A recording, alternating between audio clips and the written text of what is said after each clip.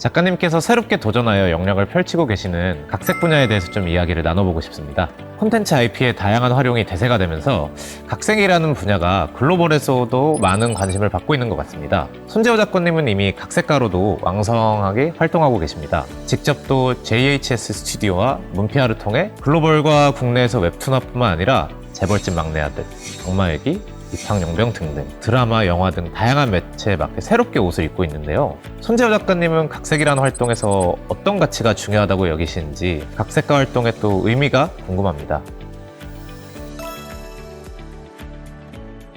저는 정말로 어렸을 때부터 초등학교 2, 3학년 때부터 이야기를 되게 만드는 걸 좋아했고, 그리고 이 이야기를 사람들한테 조금 보여주고 싶다라는 생각이 굉장히 강해서 원래 이야기를 만드는 직업을 갖고 싶어 했어요. 어렸을 때부터 계속 그 생각을 계속 했었고, 어느 순간부터는 제가 그 직업을 하고 있더라고요.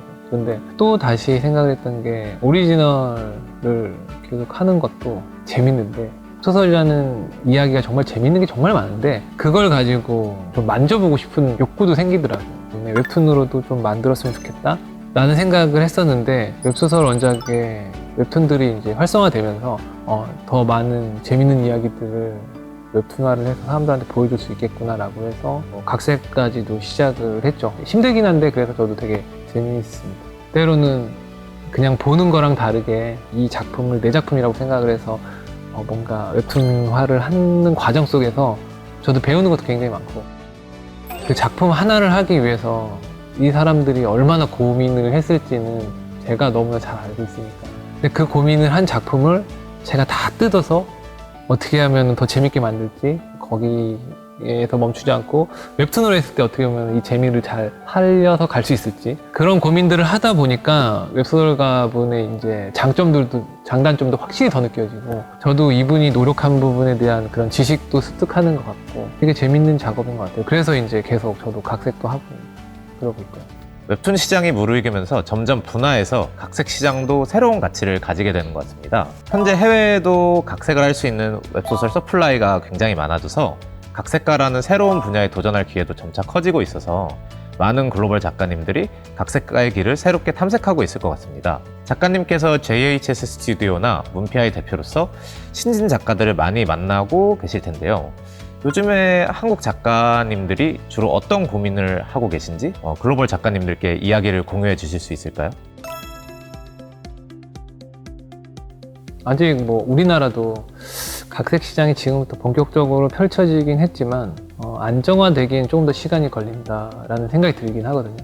고민은 비슷한 것 같아요. 각색을 어디까지 해야 되냐, 그러니까 원작하고 얼마만큼 다르게 하느냐인 건데, 그게 항상 가장 큰 고민인 것 같아요. 이것도 정답은 없는 것 같아요. 저도 각색을 하고 있고, 웹소설보다 더 재밌을 수 있을까? 일단 웹툰이랑 웹소설이랑 다르기 때문에, 웹소설은 특히 처음에 시작할 때 설정이라던가 이 주인공이 왜 지금 이런 상황에 처했는지부터 해가지고 막 독백 아니면은 설명, 그런 엄청 빼곡하게 되어 있기 때문에 웹툰에서는 그걸 다 옮길 수가 없거든요.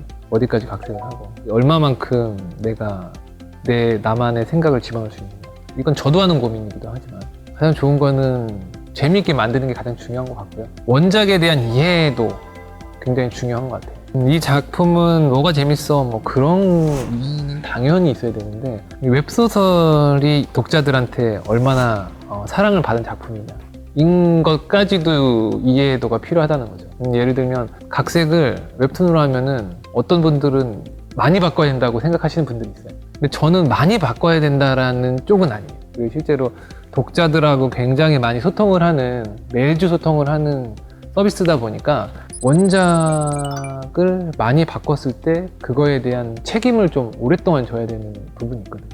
그 결과가 잘 나왔으면 좋지만 잘 안 나왔을 경우에 그 책임감은 되게 무거워져요. 웹소설 같은 경우는 대부분 검증이 된 이야기가 많을 거예요.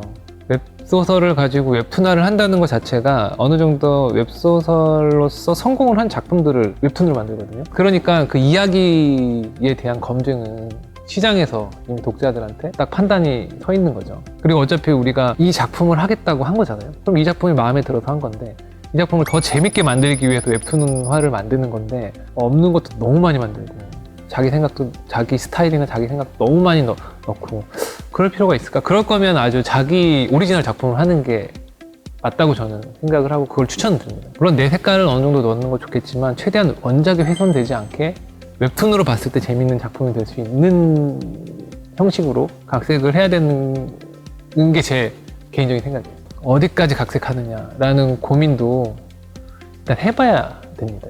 웹소설과 웹툰의 호흡은 굉장히 다르거든요. 웹소설 같은 경우는 그냥 한두 편 그렇게 설정이나 이야기하고 혼자 독백하는 것만 해도 그렇게 큰 문제가 없지만 웹툰은 일주일에 한 편, 그것도 독자들이 일주일에 한 편을 기다려서 80컷 내외의 이야기들을 지금 기준으로 보는데 주인공도 안 나오고 독백만 나오고 뭐 이렇게 하고서 2주, 3주 이렇게 하면은 독자들이 별로 이렇게 좋아하지 않더라고요. 그러면 각색에 대해서 계속 질문을 이어보자면 그런 각색 활동에 있어서 작가님이 중요하게 여기시는 건 어떤 가치일까요?